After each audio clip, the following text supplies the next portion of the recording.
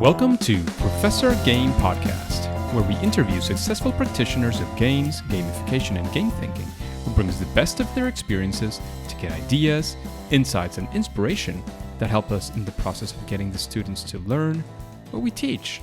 And I'm Rob Alvarez. I teach and work at IE Business School in Madrid, where we create interactive and engaging learning materials.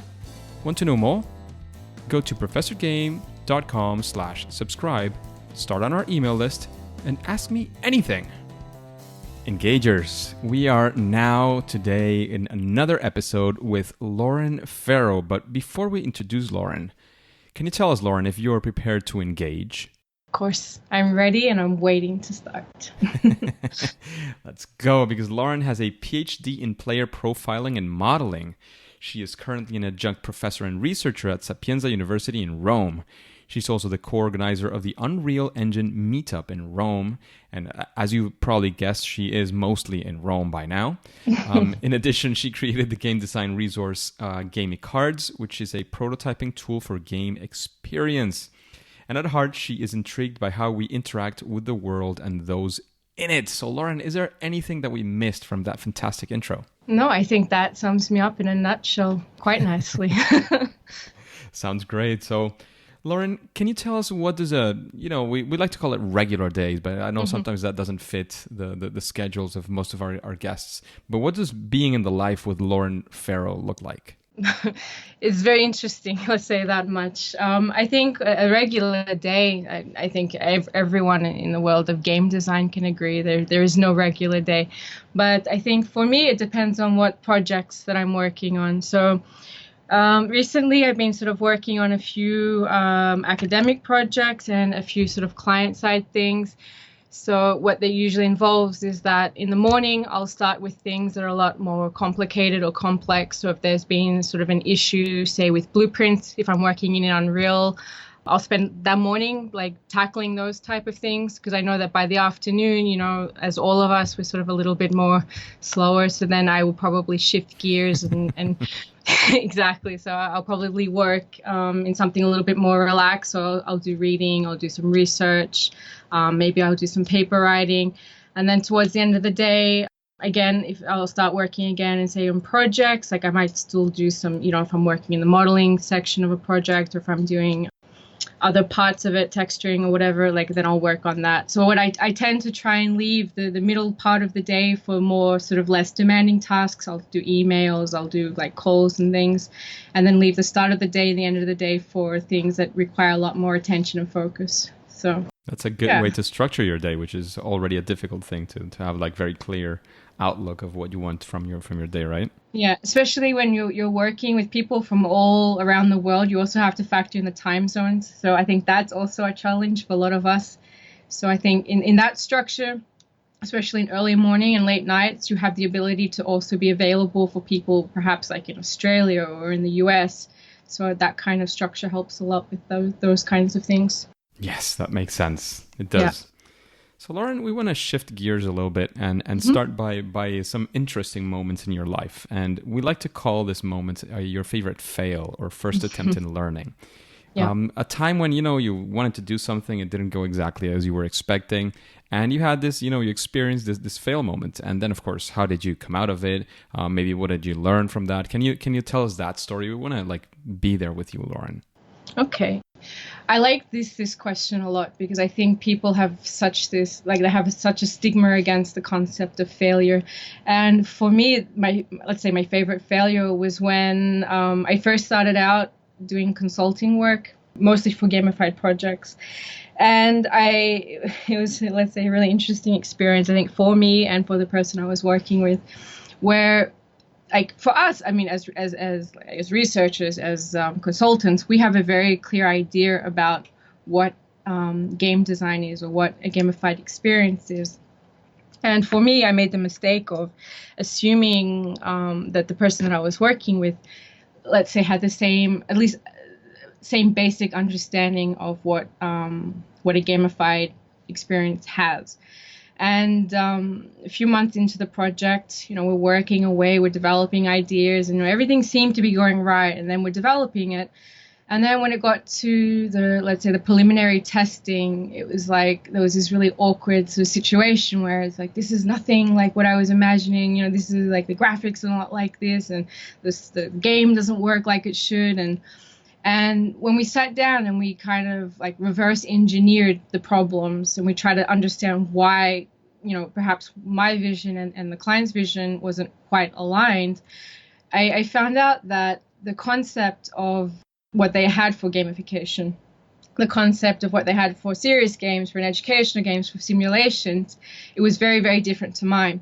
So to answer the question, my favorite failure was learning this, that we have very, very different perspectives. And this is not like, this wasn't the first case, and I'm assuming it won't be the last. But for me, it was a very important lesson, because what I found that from subsequent projects, you have to, and even if, say, your own definition is very different to, say, like another consultant's definition, regardless of that, it was very important from that point forward for other projects that you have, that you and your client or whoever you're working with, your team, have the very same definitions, or at least a common understanding. And I know it sounds obvious, but you'd be surprised how many situations have this problem. So yeah, that was my, let's say, favorite failure.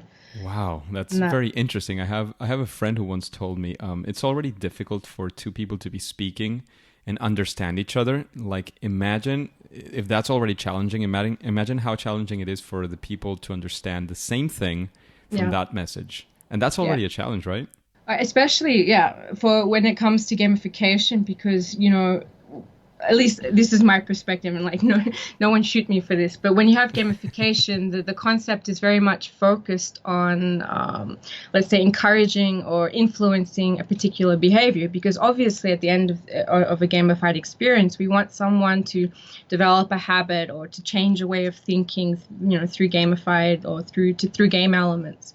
Where, you know, in a serious game or an educational game or a simulation, they have very, very different principles. Okay, so I think that having, like, managing this definition, because it also influences your design approaches, is very important, especially if you want, one, the client to be happy, because again, at the end of the whole thing, that's our ultimate goal, and two, for the design process to flow nicely and the end user to be quite, like, happy, and that the end product is coherent and it makes sense. So. Yeah, that part's also difficult. Yes, very. It takes skill, that for sure. Absolutely. So that's a fantastic learning. Like, getting the two people involved, or the two organizations involved, to understand the same thing and hold the same expectations as well from what a project will look like, at least in general terms. Like, what does it mean that I'm going to work with you, and what's the product and the result that you're expecting? That is a fundamental alignment from day one. Absolutely. I completely agree, and I know you've been doing things slightly different since that experience, and gathering from that experience, I'm sure you've had a lot of success, and we know you've had a lot of success in many areas and many projects. But I'd like for you to tell us also a story of a time that you set out to do something using, you know, gamification, your understanding as well of game design and so on, and you crafted it and it made sense, and it was exactly what you were looking for. Like, you had a complete success with that project. Can you again guide us through that experience that you had and take us, you know, to the ground level? We want to be there with you. Sure. So this was a project that I worked on, about 5 or 6 years ago. And the core of the project was to get educators who were not using technology as part of their lesson plan. So they weren't using things like smart boards, or they weren't using things like interactive discussions, and like, you know, when you can have Twitter and people can write questions and responses during a class session, and then you can sort of draw on that and expand upon that. And this was a big issue because the lecturers were using what was called next generation classrooms. So they were basically classrooms that were completely equipped with touch screens, with smart boards, with all like the latest technology. And the problem was that a lot of the lecturers, they were, I don't want to say old, but they were sort of stuck in traditional methods of teaching. So the ones that they wanted to use, like like the chalkboard or the whiteboard, or, you know, some of them use lecture slides or maybe not at all. Like they were very much accustomed to providing lessons, you know, just like by talking.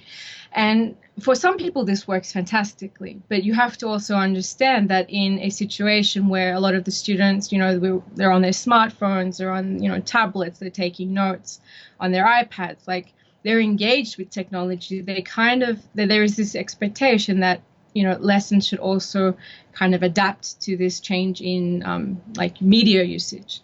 So our job was to find a way to not only educate these lecturers about the technology, but also to provide them and encourage them in ways to adopt this technology.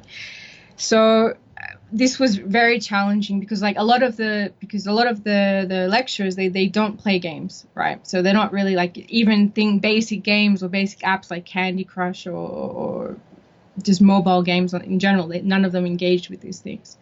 So you have to imagine trying to get these people to play or engage in a gamified experience is going to be quite hard. So what I decided to do was say, look, all right, you know, what's the general demographics of who we're designing for, right? You know, you're looking at a lot of, you know, people from baby boomer generations, the 50s, the 60s. And, you know, what were the kind of things that they were interested in? What kind of games did they play? What kind of experiences did they have that they found enjoyable? So then from here, we started to align, you know, the different incentives. So we weren't so much focused on badges or points, but we were sort of more focused on, you know, let's say a raffle kind of orientated mechanic, or where they could, you know, do things, or they try and present lesson plans with the option to win something like a gift voucher to have coffee, or, you know, a free lunch or something at the cafeteria. And I mean, these type of situations exist in things like, you know, loyalty reward programs. But why I think it was important in this situation was because it actually aligned more with the type of, let's say, gamified experiences that they were more interested, or they aligned with in a more personal way, rather than, oh, they get a badge. You know, for them, you know, a badge is nothing in comparison to perhaps, you know, more like the newer generations of people. So again, we had to try and align this. And again, we also had to, you know, give them this understanding about why technology is good. And a lot of them, we found out they had the fear of using that technology. It's like, oh, you know, it's fine to teach them what it's capable of. It's fine to teach them how to use it. But then they were worried, like, oh, what happens if something breaks? Like, what happens if something goes down and I built my entire lesson? Like, how do I mitigate this? How do I change this? You know, how do I adapt my lesson, you know, if something stops working? So then we sort of had to find ways to try and ease them into, you know, without overwhelming them, that, you know, what to do in case technology fails, and make sure we provided them with all the support and all the instructions. And we managed to also implement this into part of that whole gamified like app that we developed. And it was really interesting to see, because also during the development process, we involved them, we included them, and we showed them how we were developing the app, and we asked them for their input and asked them whether or not that they found what we were doing was interesting, or was it boring, or was it, you know. And we found that by the end of it, I mean, not all the teachers were completely convinced or on board with, you know, adopting this technology into their classrooms, or using that in ways that, you know, made their content more contemporary. But we did manage to create a dialogue and an understanding, which a lot of other teachers also built upon. So I think for us, that was the biggest challenge when we had to use game thinking, was how can we address an audience that really aren't, or never grew up, or never really have an experience with games like we have. So, yeah. Completely different demographics, and completely different, and it was a huge challenge, because you can't just dive in and say, oh, let's add like a badge to this, let's add some points, you know, that'll be right. You can't do that. You have to think outside the box, because also the rewards, or the badges, the points, whatever it is, it doesn't necessarily have to be digital, which in our case wasn't. You know, they'd get like a notification once they submitted their lesson plan, and then the physical, their incentive or the reward was physical. Like they'd get a voucher, or they'd get like an opportunity to, you know, like a competition type thing where they had the opportunity to get like a free lunch or something like that. So, yeah, and this is another consideration when developing gamified things. You can have a digital app, but the rewards can also extend into the physical realm. Yeah, yeah, absolutely, absolutely. So, Lauren, I think there's a lot of learning there, especially regarding that type of demographic who you felt was definitely not into games as like more recent generations are. I'm sure they're into fun and into playing different things, but that's exactly the challenge, that you've been used to doing certain things, and then these professors or these teachers come up and they say, well, that's not my thing. And what do? You have to come up with new solutions. And that Exactly. sounds like a very, very adapted and great solution. And talking about that, about those solutions that you create, Lauren, is there any process, any series of steps? What do you do when a project comes up? Like, what are the steps? How do you approach a project that has a need of gamification and game thinking? The first thing, I stick by this so much. Don't even think about the game. Don't even think about how you're going to gamify it. Throw all that out the window. The first thing I really suggest people start with is, who are you designing for? And this will tell you so much. And it's exactly like what I was just saying. I mean, a lot of people, you feel the need, and I'm not saying this is the case for everyone, but you feel like you want to start designing, you have all these ideas, and you'll find that once you start learning who your audience are, that a lot of the ideas won't work. And they won't work for various reasons. Again, maybe they don't align with the demographic, maybe they're too ambitious, for whatever reason. And I always start with the user. And even if you cannot find a lot of information, maybe you don't have that option for whether it's because of time, whether it's because of funding, and you don't have that option to ask more in-depth demographic questions, what you can do, and I say this to my students too when they're developing games or they're developing experiences that are to be in different for different audiences, is try and find as much information on apps that are similar even. So for instance, say you're developing the next gen Duolingo, okay? Find out what kind of demographics that's targeting. Find out as much as you can about that audience. What do they like? What do they not like?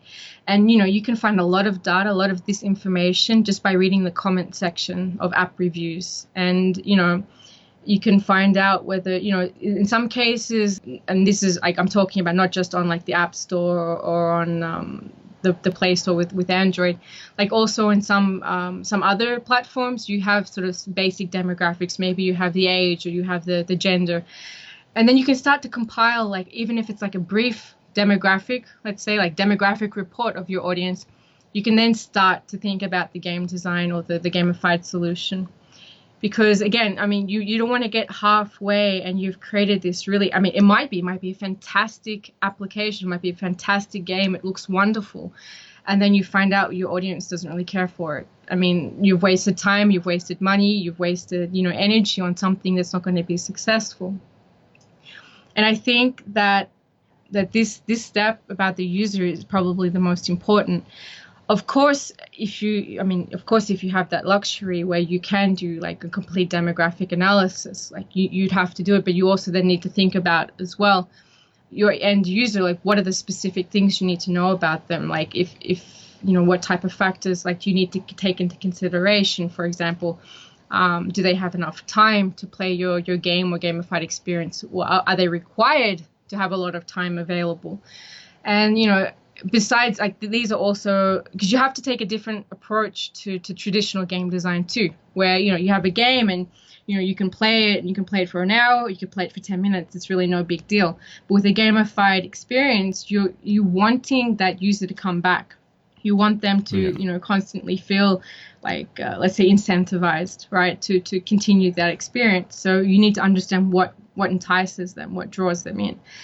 And with that said, once you've started developing it, once you've included that demographic part into the design process, as soon as you possibly can, I really I suggest that people do user testing. And, it doesn't have to be completely in-depth, QA where, you're checking for every single bug or every single thing. It can be just one section of an application just to see if, how it feels for the user to use. Like, do they feel that this is something that they could engage with? And the sooner the better, right? Exactly. Like there was a project that I was working on where this never happened until the late stages of development. And fortunately enough for us, there wasn't a lot to change. But there were a lot of things that, the user wasn't completely comfortable with. And there were minor things, but there were things that we could have caught early on that could have helped to improve things like the UI interaction. Right, because again, it's not just about game design. It's also about interaction design, because it's not a traditional game, and you often with mobiles too, you're reliant completely on the UI in terms of that's going to be a very big part of that experience. So you have to understand, you have to know how that feels. So I think, the process that I would take would, you start with the user, try and understand them as much as possible, and then influence your game design with that. Don't try and design the game and then adapt it to your user. It's not going, I personally don't think it's going to end well. And then from there, test as often as you can with as diverse range of people that fits your user demographic. And keep doing that. Keep, as each time you iterate, like big changes, try and get people to evaluate and see how that feels, and then develop, continue to develop until you're finished. That makes a lot of sense, and especially given that you are a PhD in player profiling. Yeah, perhaps I'm too pedantic when it comes to the user, but I think, really, we're designing for people. We're designing for them. We're designing for humans. So, yeah, exactly. For now, I completely agree. It was just a pun. Don't worry. I agree. It's like a central thing, and I think I don't think there's the first person who's come to this section and not mentioned the importance of the user. At whatever stage it is, but I do, and I completely agree. If you don't know who you're designing with, you can't design. So no, you're going in blind. And this actually, it was another project that I worked on, and they're like, oh, we have to make this project fun. It has to be fun. And it's like, yeah, but what you find fun and what other people find fun are two totally different things. And again, this is actually the same project I was talking about before, where we could change a few things, but if we learned early on, because we'd been driven so much of what the person had found fun, that we lost track of what the actual user was going to find fun. So yeah, absolutely. Just a quick break before we continue. Are you enjoying this podcast? If you're listening through a podcasting app, please subscribe and rate us on the app. This will be of great help to reach more engagers so we can change the world together through gamification. So Lauren, we're going to move on now. We're going to move from story mode into other types of questions. And the first one would be, is if there's something that you would consider, that any gamification or game design project would benefit from, or sort of a best practice, so to speak. Is there such an, element strategy? What would you say is a best practice in this area? This actually extends about what I was just saying. Just don't go in with the intention to make something fun. Like, this fun should be like the result of what you're designing, but it shouldn't be what's driving it. I think with gamification projects, focus first on achieving the goals, right? Like, say, I'll come back to the Duolingo example. Say you want to achieve, like, someone to learn a language, all right, and you want them to learn it in a really simplistic way. All right, develop your application so that it achieves this, and then look at how can we improve this? How can we, incentivize the user? And if you look at things like Duolingo, where, they got the points and they got like those little badges and those kind of things, and you can upgrade, the character. They're very simple. It's not a lot of stuff, and I think that works really effective, and it doesn't interrupt the process, the learning process. So I think, focus more on what you're trying to achieve first, and then sort of look at that, adding that extra layer of enjoyment for the player. Beautiful. Absolutely. Makes a lot of sense. And in that same sense of best practices, what would you say is your favorite game? Oh my gosh. Okay. I'm going to answer this in three ways. My favorite game of all time would be Abe's Odyssey. Simply for the fact that if it wasn't for that game, I would never have gotten into the world of game or game design in general. Because, I mean, this was like, 20 years ago, I think, when I first played that, and it was just like a whole new world, right? And from there, I would have to say then Assassin's Creed, the first one, for the simple fact that when I had finished that game, the amount of tangential learning that I had done from that for me, that's what really inspired me and really opened up the potential of what games can have for people. Because, and it's the same thing like when you play like Civilization and then other games like that, where you just have that kind of, that learning entwines with what you're actually doing. And I think that's really, really, really powerful. And then my favorite game at the moment, because I can't limit it to just one, but is my favorite game at the moment, which I just finished, is Detroit. And that game really, really challenges the way that you think about a future with androids. And I think it challenges you morally and ethically. So it's definitely something that I think everyone should experience. Wow. It's a very, very dynamic narrative. So. And also in the sense of challenges, I want to challenge you to tell me, who would you like to listen to in an interview like this one in Professor Game? Perhaps it's a little biased, but for me, Alessandro Canossa. He was someone that when I was doing my PhD, I read a lot of his stuff, and I really he's very much more like me, like player profiling and modeling. But I think he has a lot of interesting perspectives when it comes to, understanding the player as part of a game design process. So, yeah, I would suggest him. We're all biased, so that's fine. Yeah, that's okay then. If you would have to also recommend a book to the audience, to the engagers, what would that book be and why? This one's a little easier than my favorite game, thankfully. I would recommend The Alchemist. It's probably one of the few books that after I've read it, you really kind of, it helps you to place things into perspective. And without giving too much away, it's a book about this shepherd that goes on this journey based on a dream, like this recurring dream that he had.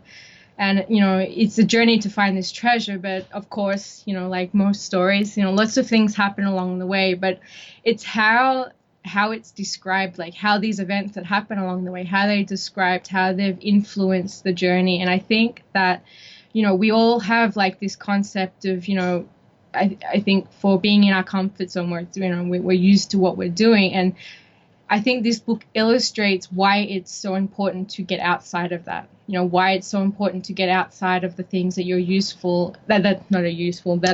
you're used to, and to really, you're gonna have to have bad experiences to learn good things. I mean, of course, like we all have to have a favorite failure at some point.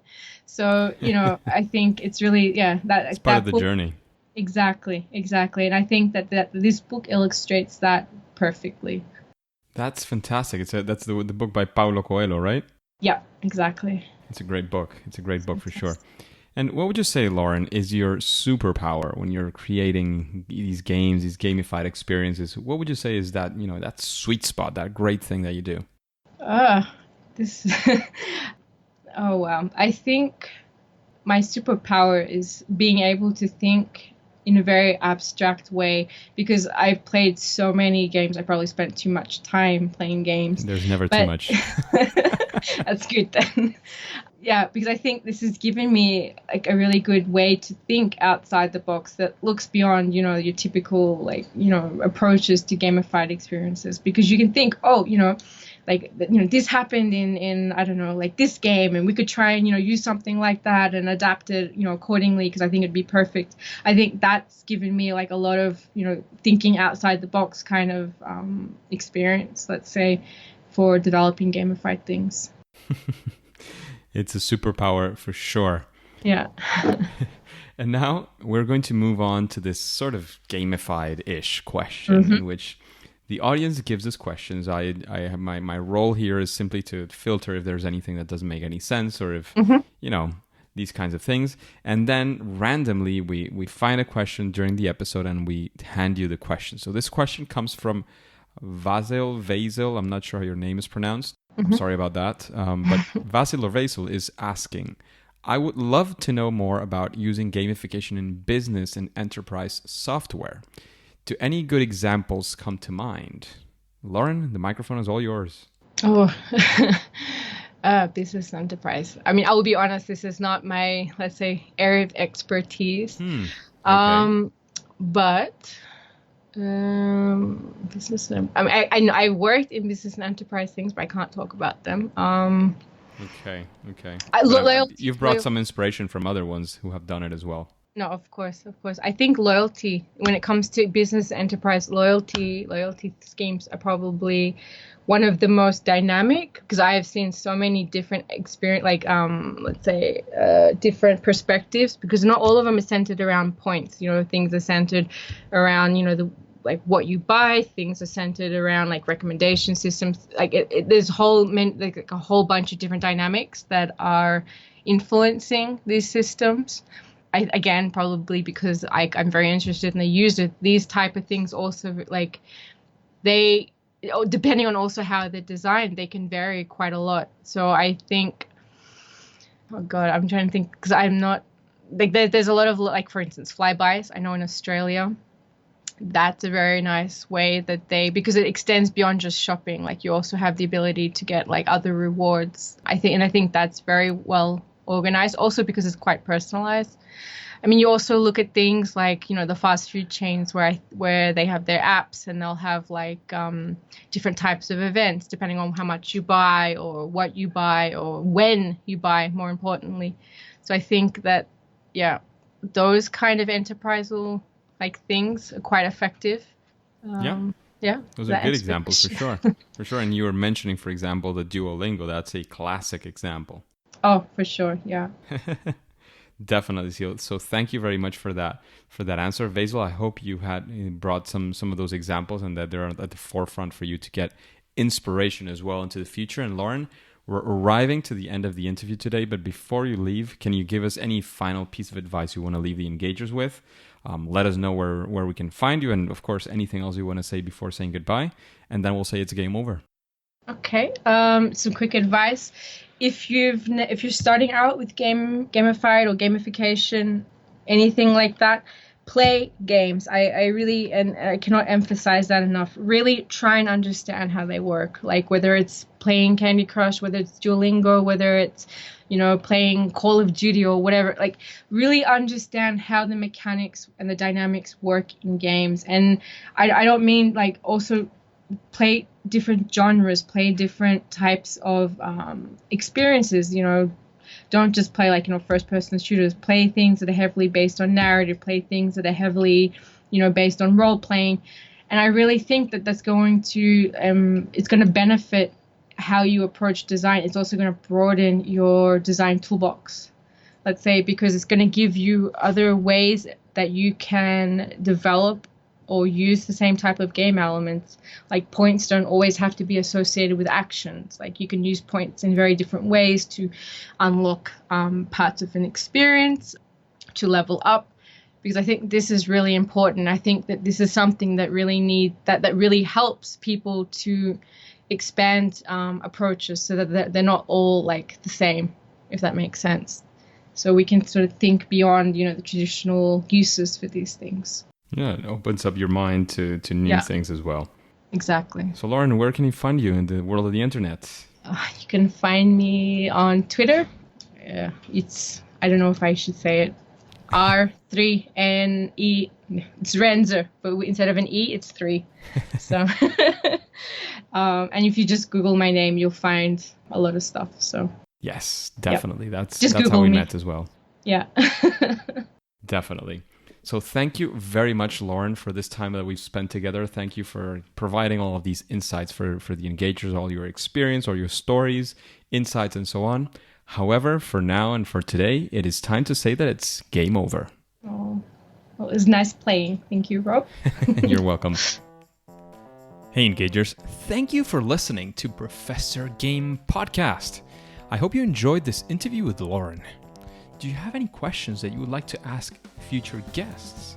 Then go to professorgame.com/question and ask your question. If it is selected, it will come up in a future episode and you'll get your answer. And before you go to your next mission, would you like to know what does a hotel for gamers and geeks like ourselves, like some of ourselves at least, look like, and what does it feel like, and what is it all about? And then subscribe using your favorite podcast app and listen to the next episode of Professor Game. See you there.